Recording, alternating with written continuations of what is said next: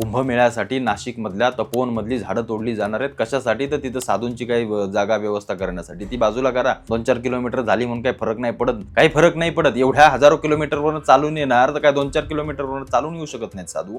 झाडं तोडायची गरज काय आहे? झाडांच्या सावलीत पण साधू राहतील की. पण आमचे पर्यावरण प्रेमी जे कोणी जागे झालेत त्यांना माझी एक गोष्टीची सांगणं आहे किंवा सरकारला देखील सांगणं आहे, हे जे सरकार बसलंय त्यांना देखील, फडणवीस वगैरे, की अरे बाबांनो, आपण किती मूर्ख माणसं आहोत. आम्ही जंगलांना सीमा घालून दिलेत. याच्या बाहेर वाढायचं नाही रे. ते शहर बिर असेल ते येईल तुमच्या जवळ वाढत वाढत. शहरांना सीमा असायला हवी.